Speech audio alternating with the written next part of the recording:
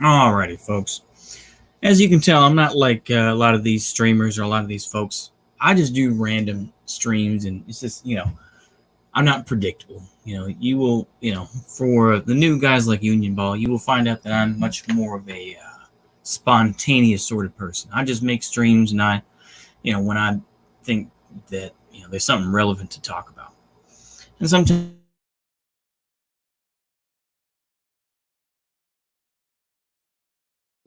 Sorry about that. How the hell did I mute myself like that? Okay. Anyway, yeah, I can be very spontaneous and very much like, oh, well, I'm just going to do a stream. So I'll try to make this one short, but I wanted to at least talk about one other thing about the Nation of Islam, which I think is interesting to say the least.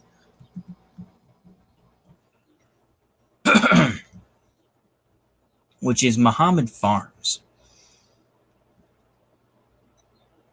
Let's see here. Brownwood, Georgia. Okay, this is down in Brownwood, Georgia. Georgia.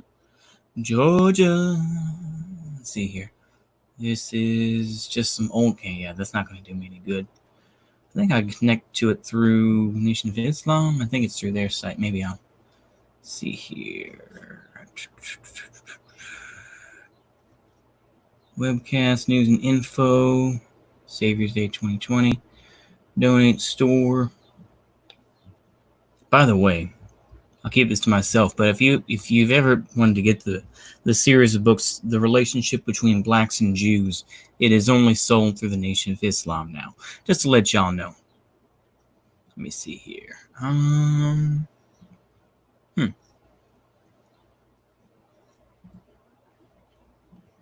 Anyway, you know what? I'll just say it like this, and I'll just keep it that way. How about that? I'm just gonna go ahead and just speak from the cuff, and y'all can I can trust y'all to look it up yourselves, and you can kind of get a better idea. But the Nation of Islam has this Muhammad Farms. They also have a Michigan farm as well, which is near the Honorable Minister Louis Farrakhan's home in Detroit, I believe. Anywho, throughout the early days of the pandemic, or at least those early weeks, the Nation of Islam was supplying 94 cities with vegetables and other foodstuffs. I think it's interesting to point out the use of community building. I actually just finished reading the book Education of Sonny Carson, which is hugely expensive if you try to look for it online. They don't have PDFs, but Sonny Carson, for those that don't know, was a very famous Brooklyn organizer.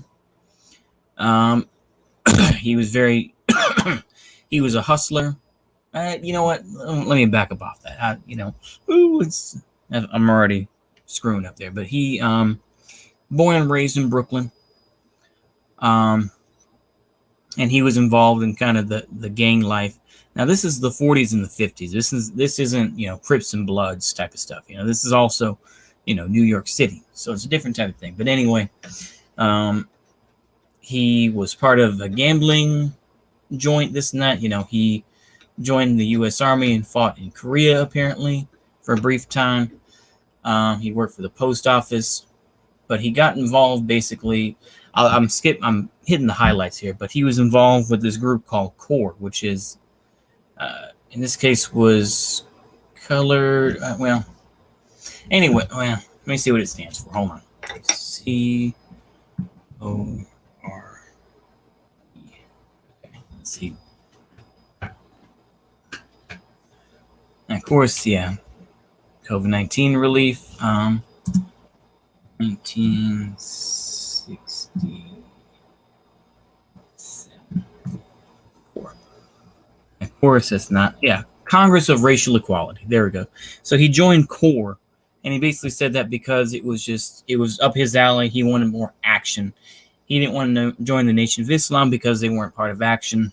The Black Panthers, more of a West Coast thing, I think, in general, although they did have, East Coast folks. But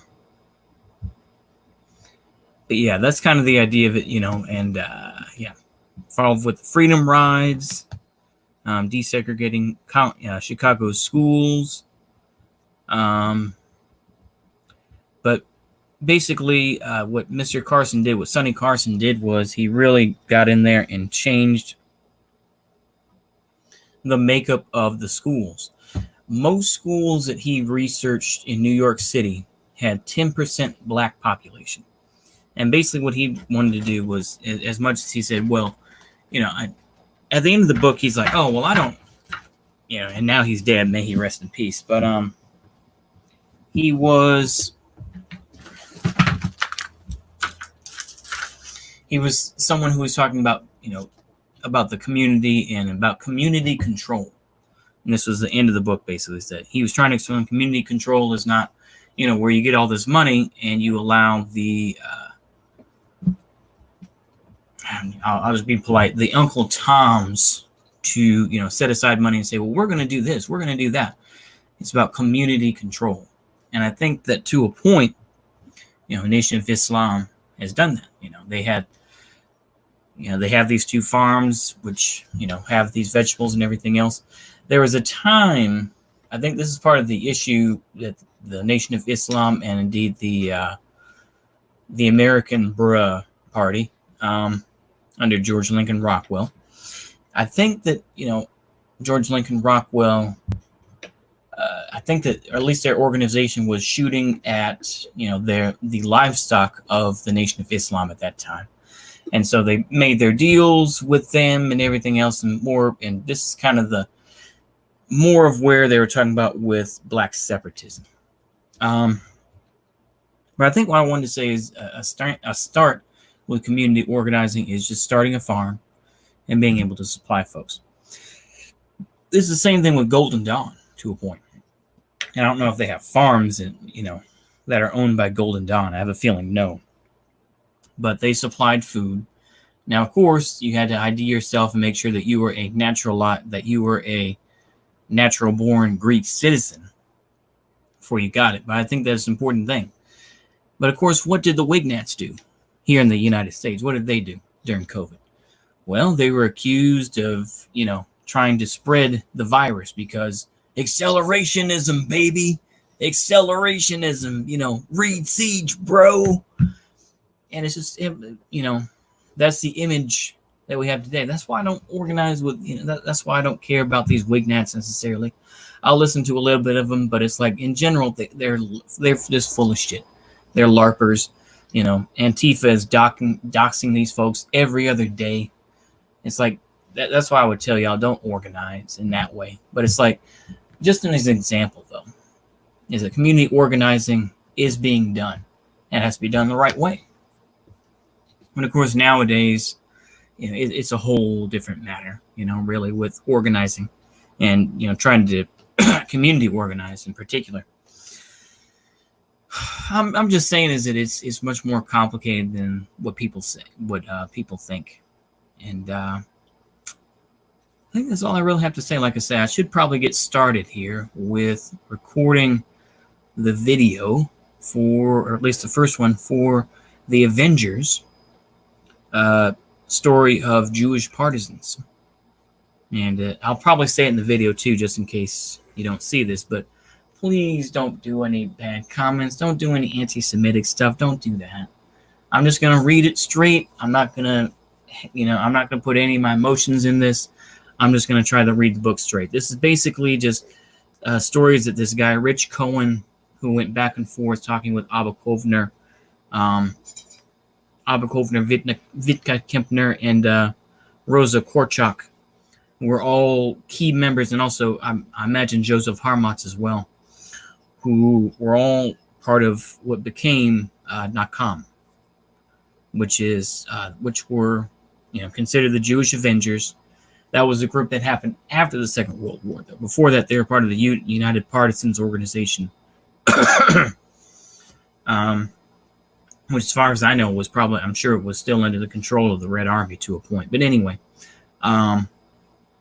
basically this is a collection of him talking with these main members, and I'll go over them briefly because it seems like he'll probably get into it more, but I just want to make sure for the audience who these folks are, and I'll do that. That's about it, though. Really, I would just say that it just made me think about community organizing, and I'm just glad I finally finished that book on Sonny Carson, because I saw, I've heard about Sonny Carson. I've heard about him in this one hip hop song. I'm from Brooklyn. And it's like, oh, okay, that's who Sonny Carson is. And, he was an organizer for a long time. It's like 80s and 90s, a lot of ways. He had a lot of clout in Brooklyn. And of course, for those that know, Brooklyn is now more of a hipster paradise, the more hipster borough in New York. But, 80s and 90s, it was still rough. People were still catching bodies, as they say, And I'm not talking about sleeping with folks. I'm talking about, people were dying, Bed-Stuy, the place where my head rests, and all that stuff with Notorious B.I.G., Bedford-Stuyvesant, the livest one, or Brownsville, or East New York, or what, or, Red Hook, all those different neighborhoods in Brooklyn. But, yeah, I would highly recommend at least trying to find that book, Education of Sonny Carson. It's pretty good, I have to say. A lot of it got into the minutia at the end of, between. Okay, I guess I'll let it there. Hold on. Oh, okay. All right. Just ignore that. Okay. So I think that's about all I have to say, really, though, is I'll probably get to recording that video right after this, and hopefully it'll go better than what I was trying to do at the library. It just kind of skipped. It just went fast, and it didn't record my audio. So I don't know. So anyway, I think I'll leave it there. I try to keep these short for those that are new. I try to keep these short, to the point. I try not to get too radical or try to say, crazy stuff, because obviously it's YouTube. You got to be careful. So I think I'll keep it there, and enjoy the video, I guess. Yeah, enjoy the video that's hopefully going to be coming out tonight. Anyways, see you later, and goodbye.